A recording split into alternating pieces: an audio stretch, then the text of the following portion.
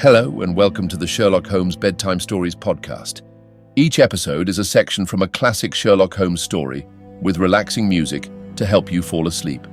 If you love the podcast and never miss an episode, please follow us on Spotify and Apple Podcasts and leave a 5-star rating. If our podcast has become a part of your bedtime routine, please consider supporting the show by clicking the link in the show notes. Our show is completely free, in part thanks to support from listeners like you. There are options to give one time or on a monthly basis. So sleep easier by clicking the Support This Podcast link in the show notes and become a supporter today. And as always, if you're enjoying the pod, please spread the word. Sharing with friends and family really does help. Thank you for joining us this evening.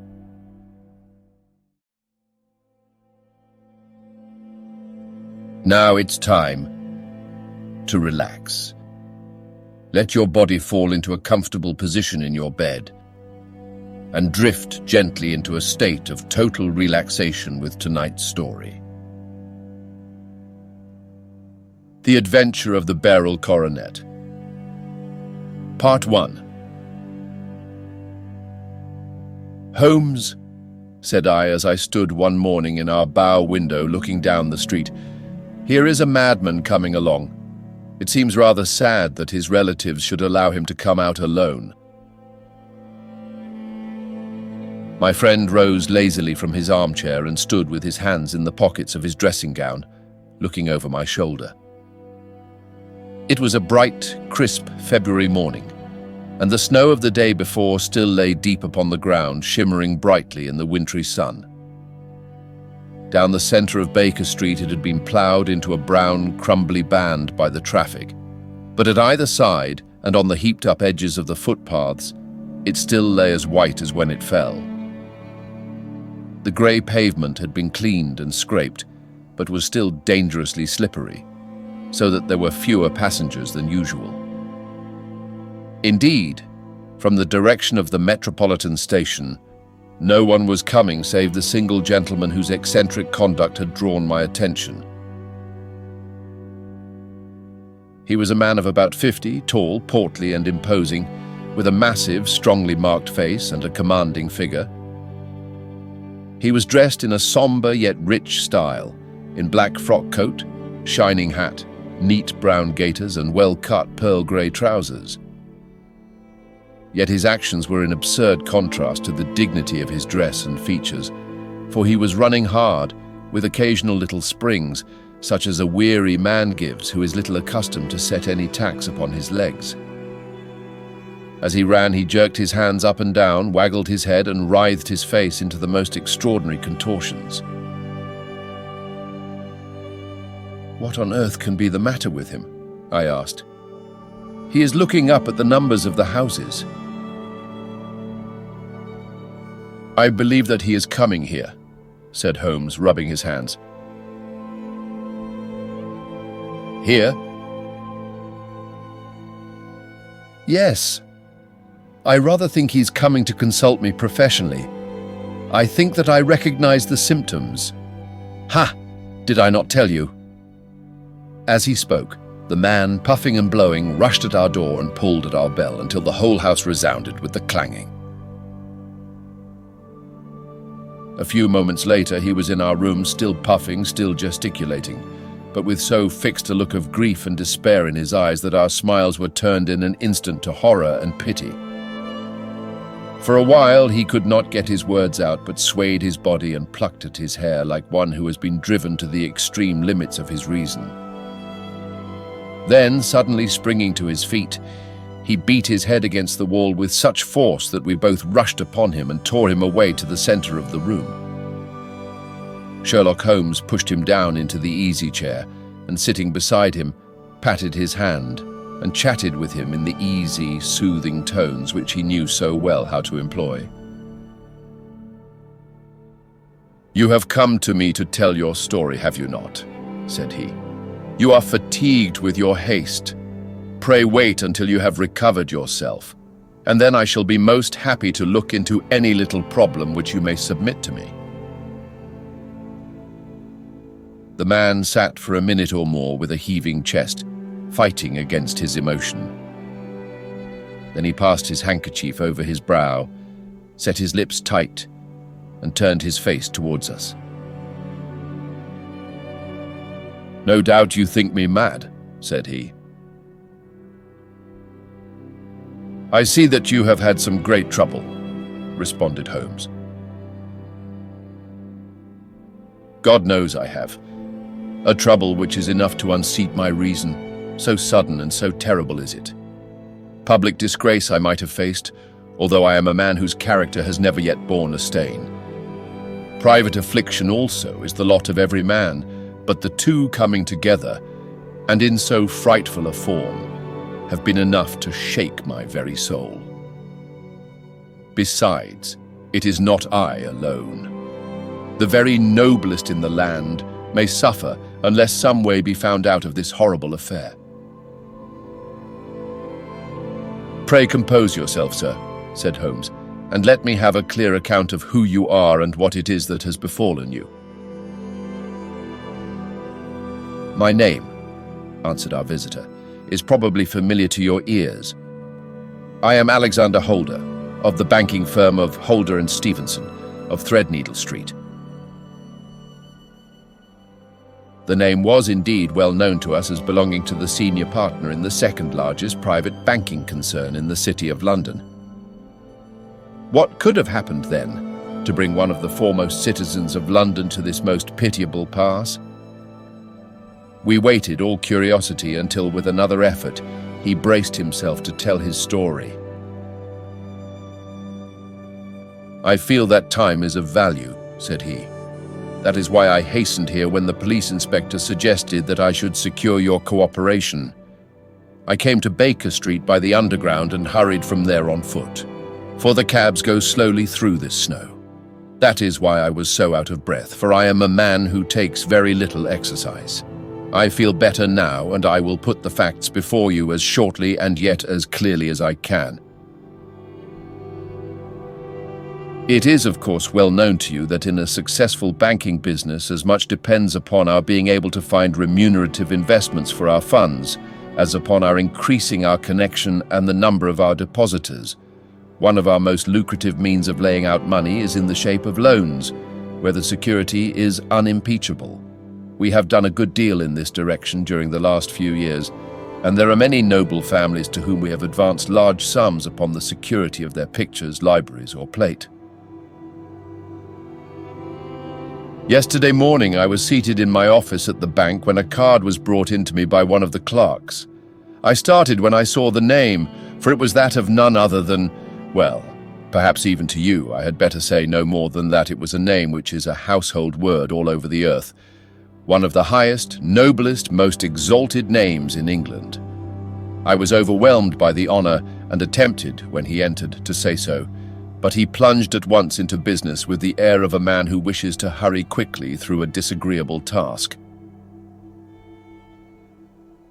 "Mr. Holder," said he, "I have been informed that you are in the habit of advancing money." "The firm does so when the security is good," I answered. "It is absolutely essential to me," said he, "that I should have £50,000 at once. I could, of course, borrow so trifling a sum 10 times over from my friends, but I much prefer to make it a matter of business and to carry out that business myself. In my position, you can readily understand that it is unwise to place oneself under obligations." "For how long, may I ask, do you want this sum?" I asked. "Next Monday I have a large sum due to me, and I shall then most certainly repay what you advance, with whatever interest you think it right to charge, but it is very essential to me that the money should be paid at once."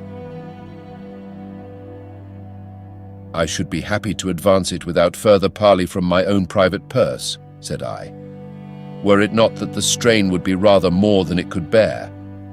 If, on the other hand, I am to do it in the name of the firm, then in justice to my partner I must insist that even in your case, every businesslike precaution should be taken." "I should much prefer to have it so," said he, raising up a square black morocco case which he had laid beside his chair. You have doubtless heard of the Beryl Coronet. One of the most precious public possessions of the empire, said I. Precisely. He opened the case, and there, embedded in soft, flesh-colored velvet, lay the magnificent piece of jewelry which he had named.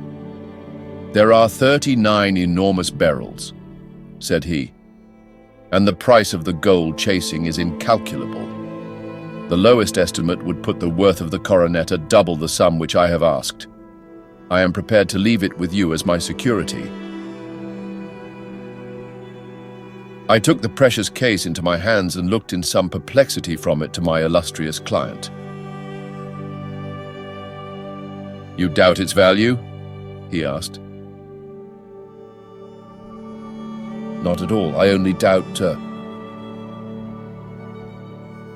the propriety of my leaving it. You may set your mind at rest about that. I should not dream of doing so were it not absolutely certain that I should be able in 4 days to reclaim it. It is a pure matter of form. Is the security sufficient? Ample. You understand, Mr. Holder, that I am giving you a strong proof of the confidence which I have in you, founded upon all that I have heard of you. I rely upon you not only to be discreet and to refrain from all gossip upon the matter, but above all, to preserve this coronet with every possible precaution, because I need not say that a great public scandal would be caused if any harm were to befall it. Any injury to it would be almost as serious as its complete loss, for there are no beryls in the world to match these, and it would be impossible to replace them. I leave it with you, however, with every confidence, and I shall call for it in person on Monday morning. Seeing that my client was anxious to leave, I said no more, but calling for my cashier, I ordered him to pay over £50,000 notes. When I was alone once more, however, with the precious case lying upon the table in front of me, I could not but think with some misgivings of the immense responsibility which it entailed upon me. There could be no doubt that, as it was a national possession, a horrible scandal would ensue if any misfortune should occur to it. I already regretted having ever consented to take charge of it. However, it was too late to alter the matter now, so I locked it up in my private safe and turned once more to my work. When evening came, I felt that it would be an imprudence to leave so precious a thing in the office behind me. Bankers' safes had been forced before now, and why should not mine be? If so, how terrible would be the position in which I should find myself. I determined, therefore, that for the next few days I would always carry the case backward and forward with me, so that it might never be really out of my reach. With this intention, I called a cab and drove out to my house at Streatham, carrying the jewel with me. I did not breathe freely until I had taken it upstairs and locked it in the bureau of my dressing room. And now a word as to my household, Mr. Holmes, for I wish you to thoroughly understand the situation. My groom and my page sleep out of the house and may be set aside altogether. I have 3 maidservants who have been with me a number of years and whose absolute reliability is quite above suspicion. Another, Lucy Parr, the second waiting maid, has only been in my service a few months. She came with an excellent character, however, and has always given me satisfaction. She is a very pretty girl and has attracted admirers who have occasionally hung about the place. That is the only drawback which we have found to her, but we believe her to be a thoroughly good girl in every way. So much for the servants. My family itself is so small that it will not take me long to describe it. I am a widower and have an only son, Arthur. He has been a disappointment to me, Mr. Holmes. A grievous disappointment. I have no doubt that I am myself to blame. People tell me that I have spoiled him. Very likely I have. When my dear wife died, I felt that he was all I had to love. I could not bear to see the smile fade even for a moment from his face. I have never denied him a wish. Perhaps it would have been better for both of us had I been sterner, but I meant it for the best. It was naturally my intention that he should succeed me in my business. But he was not of a business turn. He was wild, wayward, and to speak the truth, I could not trust him in the handling of large sums of money. When he was young, he became a member of an aristocratic club, and there, having charming manners, he was soon the intimate of a number of men with long purses and expensive habits. He learned to play heavily at cards and to squander money on the turf, until he had again and again to come to me and implore me to give him an advance upon his allowance, that he might settle his debts of honor. He tried more than once to break away from the dangerous company which he was keeping, but each time the influence of his friend, Sir George Burnwell, was enough to draw him back again. And indeed, I could not wonder that such a man as Sir George Burnwell should gain an influence over him, for he has frequently brought him to my house, and I have found myself that I could hardly resist the fascination of his manner. He is older than Arthur, a man of the world to his fingertips, one who had been everywhere, seen everything, a brilliant talker, and a man of great personal beauty. Yet when I think of him in cold blood, far away from the glamour of his presence, I am convinced from his cynical speech and the look which I have caught in his eyes that he is one who should be deeply distrusted. So I think, and so too thinks my little Mary, who has a woman's quick insight into character. And now there is only she to be described. She is my niece. But when my brother died 5 years ago and left her alone in the world, I adopted her and have looked upon her ever since as my daughter. She is a sunbeam in my house, sweet, loving, beautiful, a wonderful manager and housekeeper, yet as tender and quiet and gentle as a woman could be. She is my right hand. I do not know what I could do without her. In only one matter has she ever gone against my wishes. Twice my boy has asked her to marry him, for he loves her devotedly, but each time she has refused him. I think that if anyone could have drawn him into the right path, it would have been she, and that his marriage might have changed his whole life. But now, alas, it is too late, forever too late. Now, Mr. Holmes, you know the people who live under my roof, and I shall continue with my miserable story. When we were taking coffee in the drawing room that night after dinner, I told Arthur and Mary my experience and of the precious treasure which we had under our roof, suppressing only the name of my client. Lucy Parr, who had brought in the coffee, had, I am sure, left the room, but I cannot swear that the door was closed. Mary and Arthur were much interested and wished to see the famous coronet, but I thought it better not to disturb it. "Where have you put it?" asked Arthur. "In my own bureau." "Well, I hope to goodness the house won't be burgled during the night," said he. "It is locked up," I answered. "Oh, any old key will fit that bureau. When I was a youngster, I've opened it myself with the key of the box-room cupboard." He often had a wild way of talking, so that I thought little of what he said. He followed me to my room, however, that night with a very grave face. "Look here, Dad," said he with his eyes cast down. "Can you let me have £200? "No, I cannot," I answered sharply. "I have been far too generous with you in money matters." "You have been very kind," said he, "but I must have this money or else I can never show my face inside the club again." "And a very good thing too," I cried. "Yes, but you would not have me leave it a dishonored man," said he.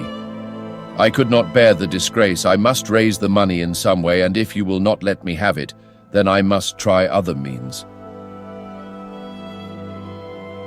I was very angry, for this was the third demand during the month. "You shall not have a farthing from me," I cried, on which he bowed and left the room without another word.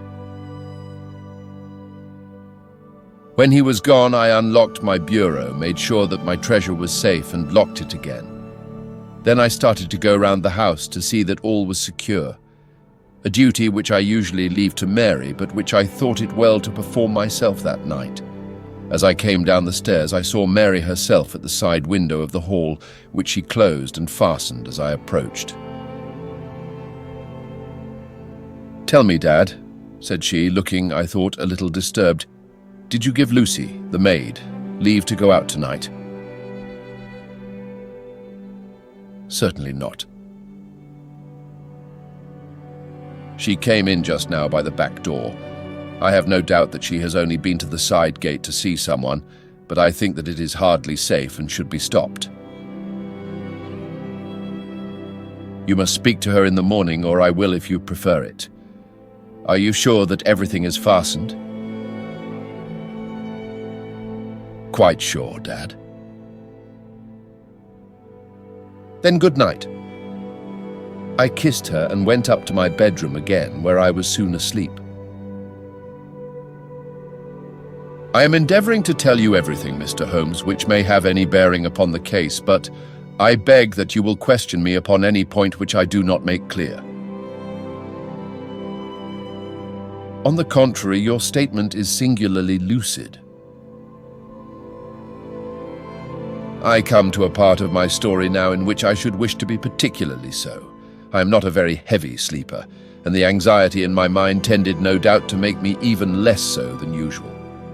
About 2 in the morning then, I was awakened by some sound in the house. It had ceased ere I was wide awake, but it had left an impression behind it as though a window had gently closed somewhere. I lay listening with all my ears. Suddenly, to my horror, there was a distinct sound of footsteps moving softly in the next room. I slipped out of bed, all palpitating with fear, and peeped round the corner of my dressing-room door. "Arthur!" I screamed. "You villain! You thief! How dare you touch that coronet?"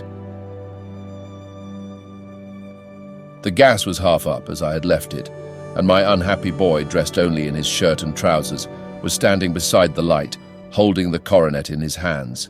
He appeared to be wrenching at it, or bending it with all his strength.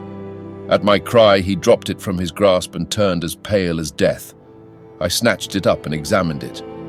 One of the gold corners, with 3 of the beryls in it, was missing. "You blackguard!" I shouted, beside myself with rage. "You have destroyed it! You have dishonored me forever! Where are the jewels which you have stolen?" "Stolen," he cried. "Yes, thief!" I roared, shaking him by the shoulder. "There are none missing. There cannot be any missing," said he. "There are 3 missing, and you know where they are. Must I call you a liar as well as a thief? Did I not see you trying to tear off another piece?" "You have called me names enough," said he. "I will not stand it any longer. I shall not say another word about this business, since you have chosen to insult me. I will leave your house in the morning and make my own way in the world." "You shall leave it in the hands of the police," I cried, half mad with grief and rage. "I shall have this matter probed to the bottom." "You shall learn nothing from me," said he, with a passion such as I should not have thought was in his nature. "If you choose to call the police, let the police find what they can." By this time the whole house was astir, for I had raised my voice in my anger. Mary was the first to rush into my room, and at the sight of the coronet and of Arthur's face, she read the whole story and, with a scream, fell down senseless on the ground. I sent the housemaid for the police and put the investigation into their hands at once. When the inspector and a constable entered the house, Arthur, who had stood sullenly with his arms folded, asked me whether it was my intention to charge him with theft. I answered that it had ceased to be a private matter, but had become a public one, since the ruined coronet was national property. I was determined that the law should have its way in everything. "At least," said he, "you will not have me arrested at once. It would be to your advantage, as well as mine, if I might leave the house for 5 minutes." "That you may get away, or perhaps that you may conceal what you have stolen," said I. And then, realizing the dreadful position in which I was placed, scandal which would convulse the nation. He might avert it all if he would but tell me what he had done with the 3 missing stones. "You may as well face the matter," said I. "You have been caught in the act, and no confession could make your guilt more heinous. If you but make such reparation as is in your power, by telling us where the beryls are, all shall be forgiven and forgotten. Keep your forgiveness for those who ask for it," he answered, turning away from me with a sneer. I saw that he was too hardened for any words of mine to influence him. There was but one way for it. I called in the inspector and gave him into custody. A search was made at once not only of his person, but of his room and of every portion of the house where he could possibly have concealed the gems. But no trace of them could be found, nor would the wretched boy open his mouth for all our persuasions and our threats. This morning he was removed to a cell, and I, after going through all the police formalities, have hurried round to you to implore you to use your skill in unraveling the matter. The police have openly confessed that they can at present make nothing of it. You may go to any expense which you think necessary. I have already offered a reward of £1,000. My God, what shall I do? I have lost my honor, my gems, and my son in one night. Oh, what shall I do? He put a hand on either side of his head and rocked himself to and fro, droning to himself like a child whose grief has got beyond words. Sherlock Holmes sat silent for some few minutes, with his brows knitted and his eyes fixed upon the fire. "Do you receive much company?" he asked. "None save my partner with his family, and an occasional friend of Arthur's. Sir George Burnwell has been several times lately. No one else, I think." "Do you go out much in society?" "Arthur does. Mary and I stay at home. We neither of us care for it." "That is unusual in a young girl." "She is of a quiet nature. Besides, she is not so very young. She is 24. This matter, from what you say, seems to have been a shock to her also." "Terrible. She is even more affected than I." "You have neither of you any doubt as to your son's guilt?" "How can we have when I saw him with my own eyes with the coronet in his hands?" "I hardly consider that a conclusive proof. Was the remainder of the coronet at all injured?" "Yes, it was twisted." "Do you not think, then, that he might have been trying to straighten it?" "God bless you, you are doing what you can for him and for me, but it is too heavy a task. What was he doing there at all? If his purpose were innocent, why did he not say so?" "Precisely. And if it were guilty, why did he not invent a lie? His silence appears to me to cut both ways. There are several singular points about the case. What did the police think of the noise which awoke you from your sleep?" "They considered that it might be caused by Arthur's closing his bedroom door." "A likely story. As if a man bent on felony would slam his door so as to wake a household. What did they say then of the disappearance of these gems?" "They are still sounding the planking and probing the furniture in the hope of finding them." "Have they thought of looking outside the house?" "Yes, they have shown extraordinary energy. The whole garden has already been minutely examined." "Now, my dear sir," said Holmes, "is it not obvious to you now that this matter really strikes very much deeper than either you or the police were at first inclined to think? It appeared to you to be a simple case. To me it seems exceedingly complex. Consider what is involved by your theory." You suppose that your son came down from his bed, went at great risk to your dressing room, opened your bureau, took out your coronet, broke off by main force a small portion of it, went off to some other place, concealed 3 gems out of the 39 with such skill that nobody can find them, and then returned with the other 36 into the room in which he exposed himself to the greatest danger of being discovered. I ask you now, is such a theory tenable? But what other is there? Cried the banker with a gesture of despair. If his motives were innocent, why does he not explain them? It is our task to find that out, replied Holmes. So now, if you please, Mr. Holder, we will set off for Streatham together and devote an hour to glancing a little more closely into details.